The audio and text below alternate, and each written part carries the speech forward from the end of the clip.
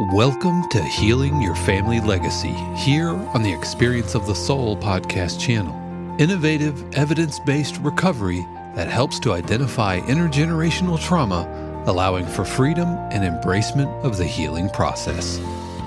Today, episode 56, Opiates, Narcotics, and Amphetamines, Part 2. And now your host, Dr. Donna Bevan-Lee. This is Dr. Donna Bevan-Lee, helping you heal your family legacy. So last time I talked about opiates and narcotics and the essence of addiction. And I just want to tell you that any addiction at all that involves substances acts in pretty much the same way. The addictive process acts in pretty much the same way. Simply, it takes more of the drug to achieve the desired result. So I'm trying to simplify that a little bit. I think it's helpful to understand rather than have somebody say, well, that's highly addictive. It's like, what the heck does that mean? It means that it takes more of the drug or the substance to achieve the desired result. So the first time that you take one of those pills, if you've never taken them before, and even if it's been a long, long time, you'll feel a little high. Unless, of course, you take it on an empty stomach and then you're going to feel a little sick. But most of the time, you feel a little high. You feel better. Everything just feels A-okay. And your brain, and that pleasure center in your brain says, I like this. You know, pleasure centers are the same. It's like sex. Like you have sex once and with somebody you love and you want that feeling back. And that's why people keep doing that, right? It's not because of any other reason. Okay. Drugs, substances are the same. It hits that same pleasure center. Oh, I like that. That feels good. I want that again. And the only thing I have to do is swallow that pill and I'll get that again. But over time, and it doesn't take very long, you need more of that drug in order to feel that way. In the same time, you know, it's kind of like when they say, you're cashing checks your body can't cover. So your body is saying, hey, wait, I can't take any more of that. My heart will stop, my respirations will stop, my brain will shut down, and remember, that's where everything happens everywhere. Anyway, that is overdose. And I do believe that most overdoses are accidental. Okay? And by the way, those drugs like that Michael Jackson overdosed on and that Prince overdosed on, those are drugs that they use for surgery too. And they're really great because, you know, you get those drugs with a colonoscopy, but you can't get those drugs. You know, they are only for that procedure. You don't get those drugs and take them home, but you can certainly find them, and people do. Those are the ones you can overdose very, very easily on. And it's just, you know, if you've ever had a surgical procedure, a colonoscopy, something like that, where they just put you out for a little while, and then you know, all of a sudden you're awake and you don't remember anything, and you feel like you're alert. Here's the catch. You don't remember anything. You might have been talking to the doctor the whole time. Doctor's saying, hey, I want you to move this way or that way. I want your body this way or that way. And you're doing it.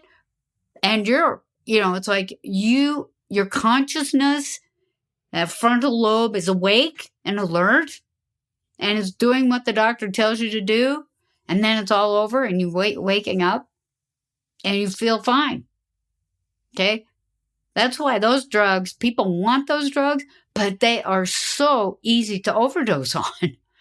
You can take too much of those and you're just gone. That's it. And you don't wake up. Okay. And those are, let's see, they dull the pain, but you're awake, you forget everything. It's, you don't remember anything. So those are drugs that it's like the doctor will never send you home with those drugs ever, ever, ever. But of course, once you have a drug that people like, somebody's going to find a way to create it and sell it. Breaking Bad. Anybody see that? It's like, these are chemical combinations. Okay. So remember, your body, your brain is writing checks that your body can't cash. All right. That's what addiction is. And you will overdose. Not possible not to. I knew clients who had overdosed 3 or 4 times and ended up in the ICU. And most of the time, the doctor, after 2 or 3 times would say, next time use a gun. They get tired of it. I mean, they see this person coming in almost dead in ICU. It's very expensive. It's not a good use of medicine. And you go back out and do it again. So remember that every pain is temporary, even if it's ongoing. I'm old. I have arthritis. I've been sitting in my house pretty much not doing anything. Well, I do my podcast. I see clients. I used to be able to go out and hike a lot, but, I hurt my leg. I hurt my calf muscle. So I haven't been doing that. I understand it isn't, sometimes life just sucks. But you always get past it. In AA, they call it everything will pass. This too will pass. There was even a guy in AA once, one of the old timers that I knew. And man, I was feeling so happy. And I was in a meeting. And so I talked about, I'm feeling, wow, I got this done. I got that done. I'm feeling great, blah, blah, blah. And he came up to me and he says, this too will pass, just so you know, because addicts want that feeling back right away. And most people do. It's like, if I'm doing great, I want that every day, but it isn't reality. That's not life. I'll probably get that feeling again sometime. And that's not what I'm looking for either. But I know that just like pain and sadness, disappointment, it will pass. It will be over. So is all the joy, that you feel every single day. That too will not sustain itself. And so when you say, this is about life, living on life's terms, life is what it is. The good times pass, the bad times pass. When you get drugs in there, your brain gets tricked into thinking that, I only need this to feel better about that. I only need this to feel better about that thing. So I want more. Your body can't tolerate it. Now I'm going to talk a little bit about amphetamines. Amphetamines are drugs, medications that make you high. All right? Now, most of the time, I've never really seen amphetamines used for anything but some learning disabilities for children. And by the way, if they have that learning disability, they will take these drugs like Ritalin and that whole group. And that's basically amphetamine. Okay? And if a kid has one of those learning disabilities, like ADD or ADHD, they're hyper. They can't focus. And so the drugs, there's amphetamine, like medications, has this like counter effect on them. It calms them down. And with parents whose kids are a little hyper, I just say, you don't maybe not even need to give them like Ritalin or any of that group of drugs. Maybe just a little bit of coffee in the morning will do the trick, because that caffeine has uppers. That's what gives you it's like in the morning I have 1 cup of coffee. And until I have that 1 cup of coffee, I just feel a little bit like groggy or not with it. After my coffee, I'm ready to talk. I mean, there's T-shirts with this on it. Like, I won't be talking to you until after my first cup of coffee. And so it's like I don't want more and more coffee, because if I think I'm going to have more and more coffee, and I've tried once or twice, well, I think I'll have another cup. I'm cooked for the rest of the day. I can't focus. I can't, I just feel, my teeth grind. That's when you've had too much of an upper, too much of an amphetamine-like drug. Now, people who have chronic depression sometimes will also get prescribed amphetamine, some kind of an amphetamine drug. But it has to be long-term depression. They've tried everything else. And I've seen this work for people who are like, they just can't get the depression under control. It's a disease. And so sometimes they'll take that. But people take it to get high. For people who need it, they don't get high. They just feel better. And they don't need more. Remember, amphetamine is in the category of, okay, I felt great. Now I can do all kinds of things. I can get, write the great American novel, and then the drug wears off and they feel terrible. So they increase it, and then pretty soon, guess what? They need more and more of that drug in order to achieve the desired result of feeling high. High is not the same as not depressed. Okay. High is, I can stay up for days on end. I can, do all my homework. Of course it comes out a little goofy, but, and I can, so, I'm a truck driver, so I can keep driving the truck for 2 days without sleep. People take this drug to get high, and this is another thing that people take this drug for. They get high, they feel great, and they don't need as much, so they take it for weight loss. And a lot of the weight loss medication has that in it. And whether if it has an ene in it, like INE in it, it's probably either a benzodiazepine or it's an amphetamine. And that means that you have a probability of getting addicted to the drug for whatever reason you're taking it.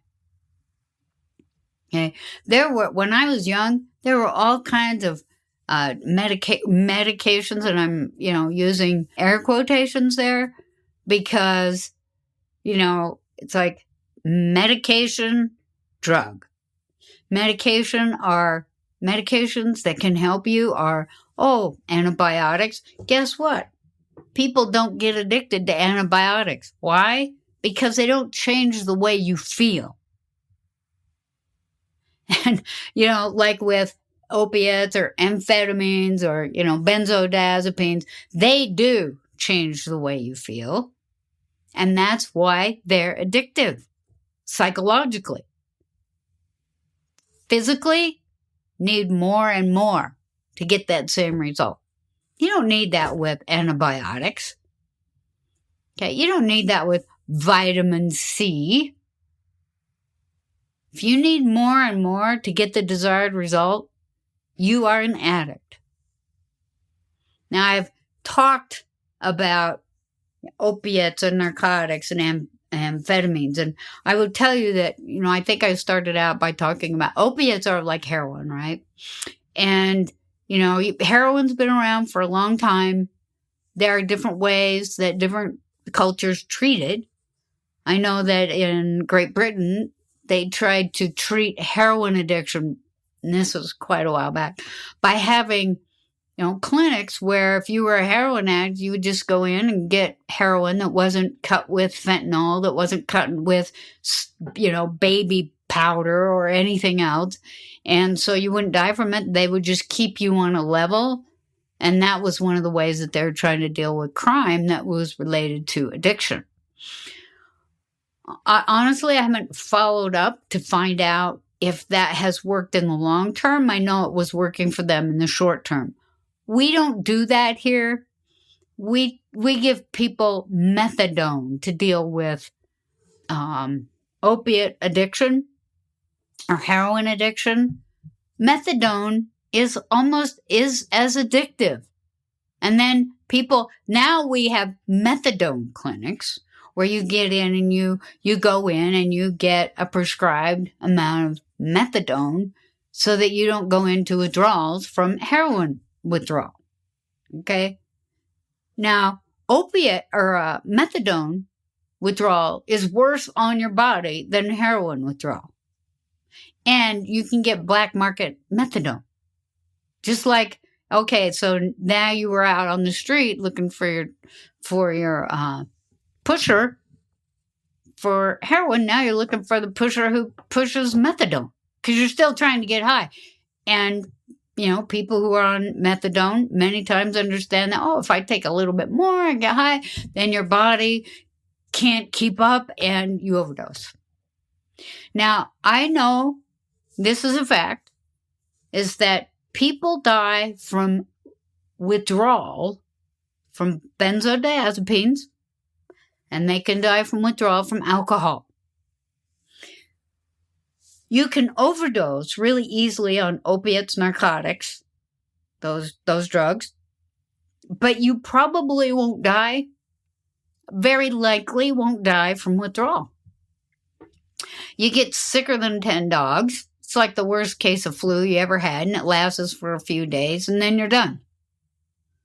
With benzodiazepine withdrawal, you can start to have seizures if you just suddenly stop them. So if you're on Valium or Xanax or Ativan or, any of those drugs, and you want to get off of them, don't do it suddenly. You could die. And same if you've been drinking for 10 years every single day and getting drunk, don't just stop. You could have seizures and die. You go and get help to withdraw from those drugs. So the most legal drugs, alcohol and benzodiazepines, which they used to give out like candy. I still see them given out like candy. It's like those are the easiest ones to get, and they are the most dangerous to withdraw from. That's kind of weird, I think. But it's the way it is. Oh, yeah, mixing up those drugs. So let's say you're taking, say you are kind of liking the feeling that you get from taking narcotics, and so then you start drinking with it. And what that does to the drug is it has a synergistic effect, which means that, you'd think, okay, if I take 2 of these drugs, then I might get, addicted. So I'll just add alcohol to one of those drugs. And what the alcohol does, it makes it feel like your body thinks that you're taking 3 or 4. And so again, you run a big risk of overdose. Okay. So mixing those drugs up, bad idea. There's a synergetic effect. And, easily put, a synergistic effect is, say, 1 + 1 = 5. Okay? That's synergism. 1 + 1 = 2. That's not synergism. So when you think about it in terms of drug, 1 drink of alcohol plus another drink of alcohol means that I might be a little bit drunker. I might be a little more tipsy. 1 drink of alcohol with, say, benzodiazepines or narcotics or opiates, now I'm going to feel smashed. That's what that does. So, all of these drugs, if you drink alcohol, if you drink a drink, one drink, socially, you're not an addict. If you have to take opiates or narcotics because of a surgical procedure or injury, and you take them, say, for 3 days, and then you start titrating down and take, say you're taking 4 a day, and then after 3 days you're taking 2 a day, and after 3 days you're taking 1 a day, and then you stop, you're not an addict. And you'll be fine. And you never have to take those again. And they will still make you feel really good. Nothing bothers you. But if you're not an addict, you go, okay, well, that was interesting. And you kind of get the idea that that could be dangerous. So you just don't go get them refilled. That's the psychological dependence. The part that says, I need it to feel better. That's the psychological dependence. Your body says, yeah, but I can't deal with, my body can't deal with that many of those pills or that many of that drug. And it can only do so much. So now you're telling me I got to tolerate 2 more of those or 3 more of those. And at some point your body says, I can't tolerate anymore. And that's when you are overdosing. You can overdose on all of these. Now, amphetamines, the long-term side effects of that is that people grind their teeth a lot during the day too, as well as the night. And so they find out their teeth are breaking off and, they've been ground down to nubs. And so then they have to have either, false teeth, or they have to have all their teeth replaced. That's long-term side effects of amphetamines. Some of the other long-term side effects is high blood pressure. Because those things make your blood pressure shoot through the roof. You don't want these drugs in your system. And I am here to tell you, and yes, this is my pastor coming out now. I'm gonna preach to you a little bit. All emotional trauma can be resolved. You can get to a place where it no longer impacts you emotionally. And you can get to a place where you just say, okay, this is a fact and I'm going to accommodate it. Psychological trauma and emotional trauma and psychological pain, emotional pain, anger, sadness can all resolve if you turn around and embrace it and say, this is my life and I am going to embrace this. And I will move past it. And most of the time, if you're there, reach out to somebody. Even if you have to call a hotline, reach out to somebody. Do not take these drugs to feel better. Because you will trick your whole system, your brain, everything into thinking that I need this. I need this. And I'll do anything to get it. Because when I'm not having it, I feel like I'm going to die. And that's what addiction does to people. Now, I've been sober a long time. And I've known people who've been sober a long time. And guess what? Life continues to hand you crap. Not every single day, not all day, and not even every month. But, I had this... I might have mentioned this way back, but I had this friend who specialized in sexual addiction, which we will talk about next time. But he said all sex addiction, in fact, all addiction, and I know this to be true, and most addiction professionals will tell you this, all addiction is trauma-based. Okay? People don't say, oh, give me that opiate or give me that amphetamine or give me that drink because I feel great. Okay? It's trauma-based. And it starts, for the most part, early in life. And most addictions, there are many addictions. It's an onion. If you have an addiction, you probably have many addictions. The one that you're going to show up with will be a primary addiction, and then you start peeling the onion. But all addictions are trauma-based. Underneath all of it is pain and sadness and suffering and trauma and fear. Okay? So don't start with that.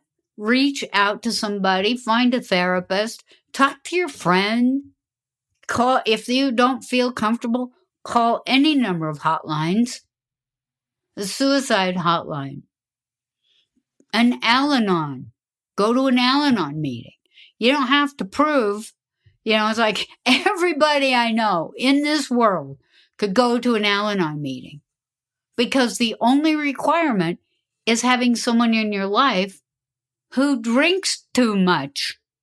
It could be your great uncle. It could be, your friend that walks to school with you down the road. It doesn't need to be your spouse. It could be anybody. And Al-Anon's a place you can get support and help. Go online and look under, how can I get help for an emotional problem? You'll get a whole gang of responses on things you can do. And you can always ask me at my email address at healingyourfamilylegacy@gmail.com. You can also go online to my website. Please don't take something to feel better.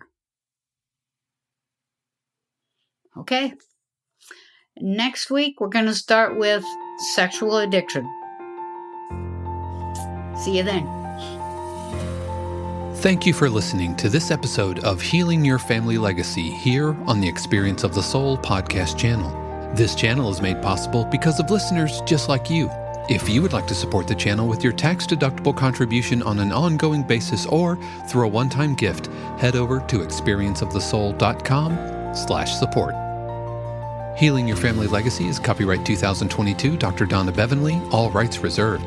Our theme music is composed by Dave Croft and used with permission. The Experience of the Soul podcast channel is a production of 818 Studios.